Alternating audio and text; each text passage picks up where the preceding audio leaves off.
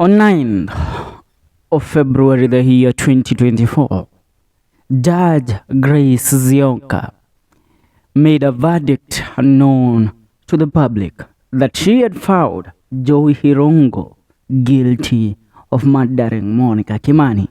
But still the question lingers, as we did a video earlier asking the question, why did Jowie Irungu kill Monica Kimani? What was the reason and the motive behind the murder? Now the question still continues to linger.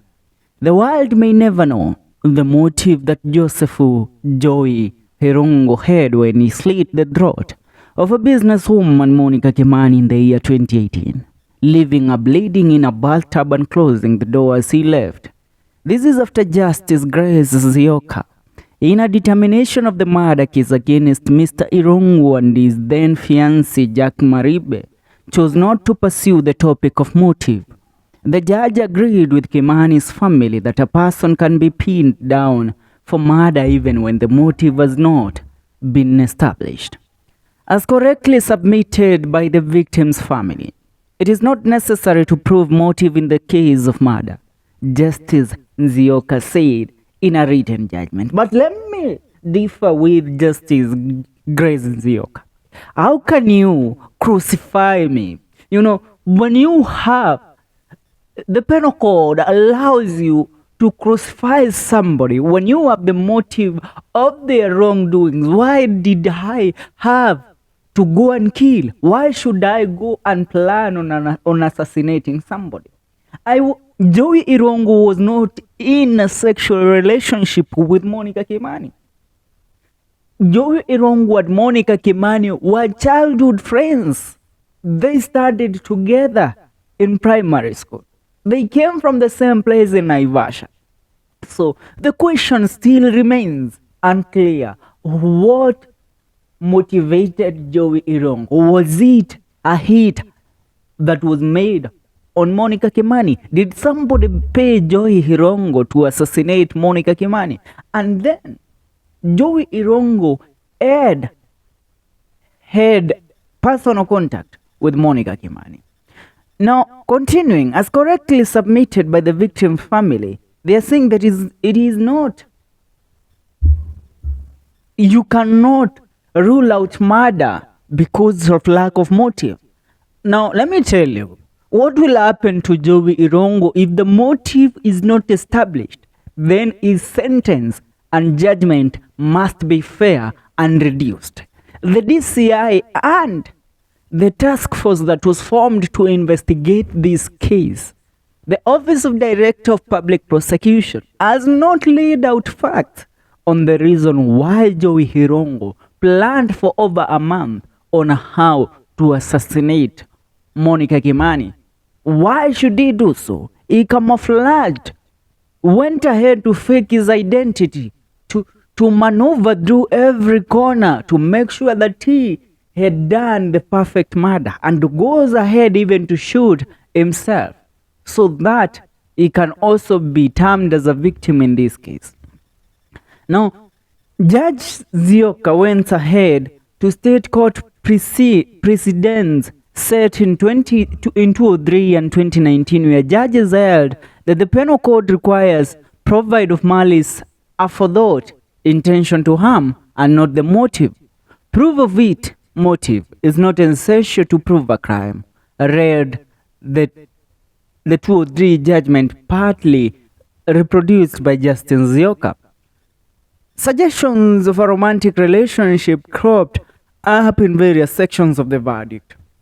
The judge underscored the fact that the judge underscored the fact that Mr. Irungu spoke of a woman he had been with to one of the 35 witnesses, Jennings Orlando, as his girlfriend.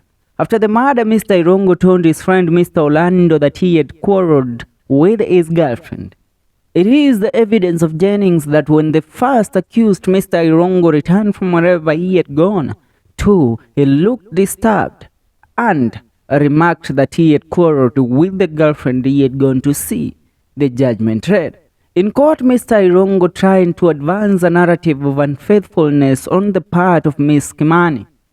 This court has been invited by the first accused person in his submission to take note of the fact that there is a message that was sent to Anthony Kariuki Kaka, one of the prosecution witnesses, from the phone of the deceased person saying, "Kuja unisaidie kulala," and that if that message got to Monica's Sudanese boyfriend, he would have gotten infuriated. He would have gotten annoyed and probably would commit the murder, stated the judge on Friday.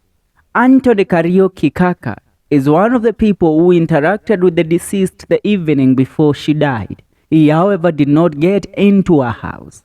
He met the deceased at the parking area as the deceased told him that she had visitors, Justin Zioka said in a summary of the submissions in the case.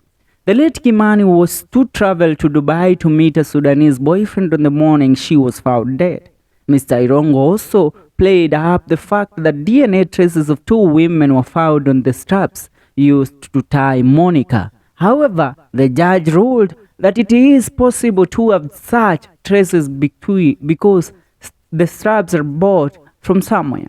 We are not talking about DNA on the body of the deceased, the judge said as she read the verdict on Friday. I have taken judicial notice of the fact that there are items that can be purchased from a departmental store and they can be handled by more than one person, the seller, the buyer, and the head user, and therefore the possibility of DNA of more than one person being found on these straps is not far-fetched. It is not unimaginable. If we are saying that this DNA was on the body of the deceased, it would put beyond reasonable doubt that those people were in that house and had contact with the deceased. In any case, Justin Zioka stated that the two were accused of murder with others not before in court. Particulars of the charge say, jointly charged with others not before the court. I say no more, the judge said. As such, why the late Kimani had to die may well remain a mystery. Why did Mr. Irungu have a gun he did not use in the murder? Why did he steal an identity card 2 days before killing her? Who are the others before the court? And will they ever be arraigned? These are the questions that remain unanswered. So we continue asking the same question. If you look at the case of the prosecution of Mr. Joseph Irungu, Jowie Irungu, there are a lot of discrepancies that are noted in this case. There are a lot of question marks in every statement that the judge read.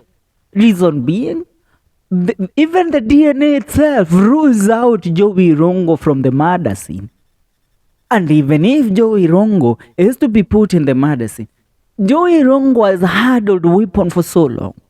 He had handled sophisticated weapons for so long. So I ask, why go through all the struggles of struggling Monica Kimani instead of Jowie Irungu even using a silencer on his gun to silence Monica Kimani? He would even use clothes or blanket or a pillow to make sure that the sound does not go so far. And he would have killed Monica Kimani. But he never did so. So the question still lingers in the minds of many. How and why did Jowie Irungu had to kill Monica Kimani? The motive, if it remains unknown, then the judgment is so weak. The judgment of this case is so weak. And that's why if Jowie Irungu is to go ahead and appeal his case, soon he might be out of prison. If he has good lawyers, he might be out of prison soon enough. That's what's up. Go ahead and subscribe. I have told you and asked you once again. Tell me the motive of the murder of why did he kill? Why go ahead and plan a murder for over 2 weeks, as it is said? Befriend the deceased brother so that he would go ahead and assassinate the sister. Tell me on the comment section.